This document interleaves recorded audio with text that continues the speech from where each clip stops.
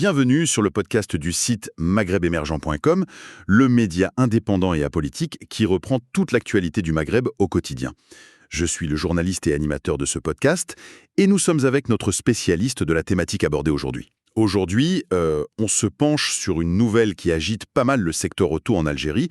Il s'agit de l'arrivée annoncée du constructeur Chery avec un projet de production locale. On se base sur l'article « Chery Algérie et la Tigo 2 Pro, révolution automobile ». Alors, simple coup marketing ou vraie stratégie industrielle? On va essayer d'y voir plus clair. Le point central, c'est donc cette voiture, la Tigo 2 Pro, qui serait produite localement en 2026. L'article suggère qu'elle pourrait devenir la voiture la moins chère du marché. C'est bien ça, Evelyne? Qu'est-ce qu'on sait exactement? Oui, c'est ça. La production locale est bien confirmée pour 2026. Et le gros point d'accroche, c'est le prix. Khemsa Boutisha, la porte-parole de Chery Algérie, a évoqué un prix de lancement pour la version restylée, donc le modèle un peu mis à jour. On parle d'environ 1,7 million de dinars, ce qui fait 170 millions de centimes.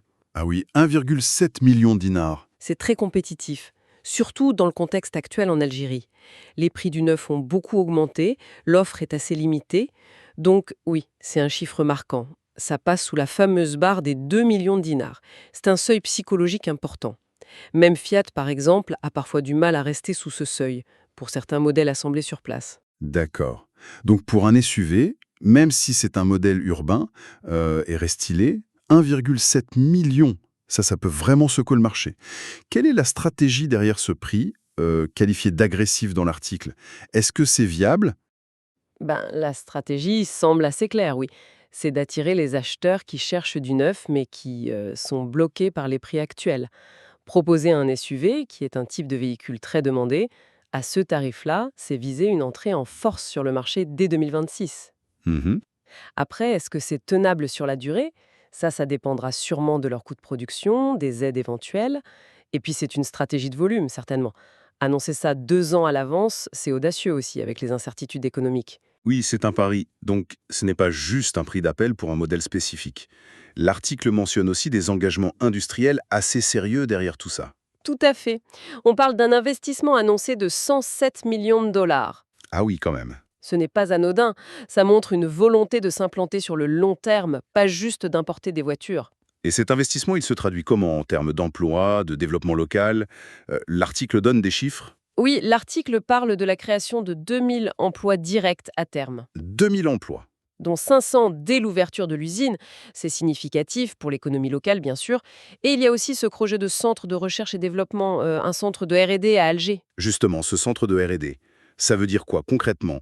Juste adapter les voitures au marché local ou ça va plus loin? C'est une bonne question. Un centre de R&D, ça peut être plusieurs choses. Ça peut être l'adaptation fine aux conditions locales, le climat, les routes, le carburant, mais ça peut aussi aller vers le développement de composants spécifiques, voire plus tard de plateformes. Qui sait? L'article suggère même une ambition encore plus grande, faire de l'Algérie le siège régional de Chery pour l'Afrique du Nord. Ah, carrément. Un hub régional. Voilà.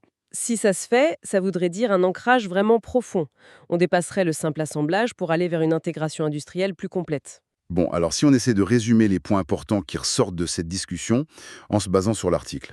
D'abord, l'arrivée de la production locale de la Chery Tigo 2 Pro en Algérie, prévue pour 2026. C'est ça. Ensuite, un prix annoncé très très compétitif, autour de 1,7 million de dinars. Ça pourrait changer la donne pour l'accès au neuf. Effectivement. Troisièmement, tout ça est soutenu par un investissement important, 107 millions de dollars, des emplois créés, un centre de R&D, Oui, un engagement notable. et enfin, des ambitions qui semblent aller au-delà de l'Algérie, avec cette idée de hub régional pour l'Afrique du Nord. Une vision à long terme donc. Tout à fait. Tout ça dessine potentiellement une nouvelle carte pour le secteur automobile algérien. La question qui reste, c'est est-ce que cette stratégie de prix et d'investissement suffira pour vraiment transformer le marché et faire de Chery un acteur majeur durablement, face à la concurrence et aux attentes? Merci pour votre écoute et retrouvez plus d'actualités sur maghrebemergent.com.